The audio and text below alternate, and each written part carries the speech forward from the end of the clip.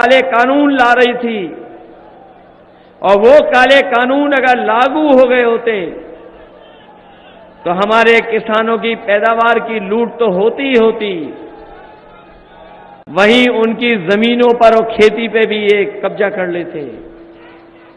किसान खिलाफ खड़ा हो गया, इनके आंदोलन किया उन्होंने, पूरे देश के किसानों ने इनके खिलाफ माहौल बनाया, हजारों शहीद हुए, यहां तक कि सरकार ने अपना पूरा प्रशासन और ताकत लगा के किसानों का आंदोलन को रोकने का काम किया। इन्होंने थार तक किसानों पे चढ़ा दी, लेकिन किसान पीछे नहीं हटा। तभी दिल्ली छोड़ करके गया, जब काले कानून वापस हो गए तब दिल्ली छोड़ करके किसान गया। अभी किसानों की जो मांगे थी वो पूरी नहीं हुई हैं। जो हमारा किसान न जाने कब से मांग कर रहा है कि एमएसपी के लिए कानूनी अधिकार मिले, हम अपने किसान भाइयों को भरोसा दिला के जा रहे हैं। जहां गन्ने की लाभकारी मूल्य दिलाएंगे आपको, जिससे आपके घर परिवार में खुशहाली आ जाए, उसके साथ साथ हर फसल की एमएसपी के लिए आपको कानूनी अधिकार दिलाने का काम इंडिया गठबंधन सरकार करेगी। जहां कानूनी अधिकार के लिए हम लोग लड़ रहे हैं, वहीं इंडिया गठबंधन ने यह भी तय किया है कि बड़े बड़े उद्योगपतियों का, बड़े बड़े कारोबारियों का इस भारतीय जनता पार्टी की सरकार ने कर्ज माफ किया है।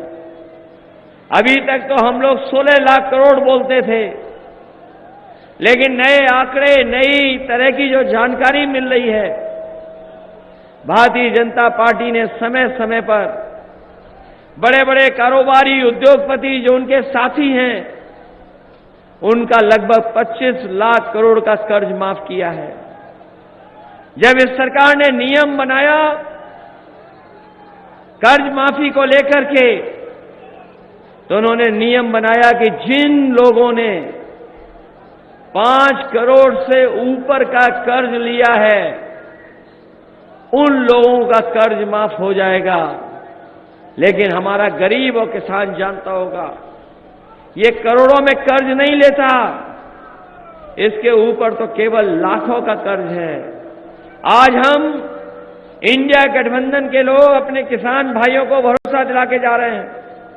जिस तरीके से इन्होंने उद्योगपतियों का 25 लाख करोड़ रुपए कर्ज माफ किया है, सत्ता आने के बाद 4 जून के बाद अपने किसानों का, गरीबों का भी कर्ज माफ करने का काम इंडिया गठबंधन सरकार करेगी। कर्ज माफ होगा और वहीं अपने किसानों को लाभकारी मूल्य दिलाने के लिए भी हम लोग व्यवस्था बना करके अपने किसानों को खुशहाल बनाने का काम करेंगे। जहां इनकी सरकार में किसान दुखी रहा, वहीं ये नौजवान जानते होंगे दूर रखा गया है। इनको किसी को नौकरी नहीं दी, न रोजगार दिया। लखनऊ से लेकर के और जगह पर, दुनिया के दूसरे देशों में भी जाकर के इन बीजेपी के लोगों ने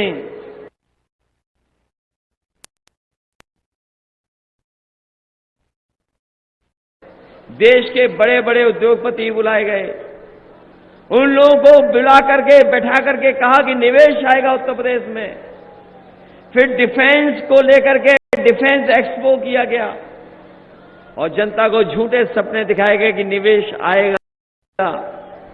G20 का भी आयोजन हुआ, लेकिन आज देखिए जमीन पर कोई निवेश नहीं आया है। और अगर निवेश आया होता तो हमारे नौजवानों को कुछ न कुछ रोजगार मिल गया होता। न रोजगार, न नौकरी। और जब कभी भी प्रदेश का नौजवान परीक्षा लिखने गया तो उसका पेपर लीक हो गया। और एक पेपर लीक नहीं हुआ, यहां पर नौजवान जानते होंगे जो परीक्षा देने गए होंगे, सब परीक्षाएं के पेपर लीक हो गए। एक के बाद एक पेपर लीक हुआ, एक के बाद एक पेपर लीक होता चला गया। जिन्होंने गिने होंगे वो जानते होंगे 10 लीक हुए हैं, सब नहीं, ये पता नहीं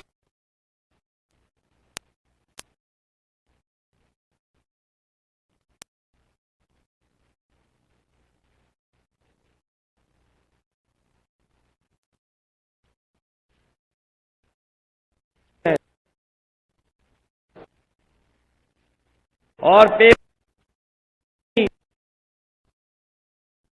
बल्कि जो आधी अधूरी नौकरी के लिए इंतजाम किया है इन्होंने अग्निवीर वाला, हम लोग कभी स्वीकार नहीं कर सकते हैं।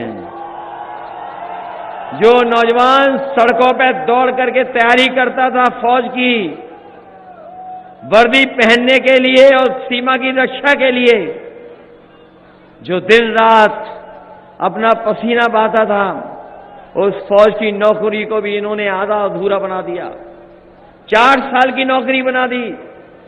हम अपने नौजवानों को कह के जा रहे हैं, जिस समय इंडिया गठबंधन की सरकार बनेगी, आपकी अग्निवीर नौकरी हमेशा हमेशा के लिए खत्म हो जाएगी।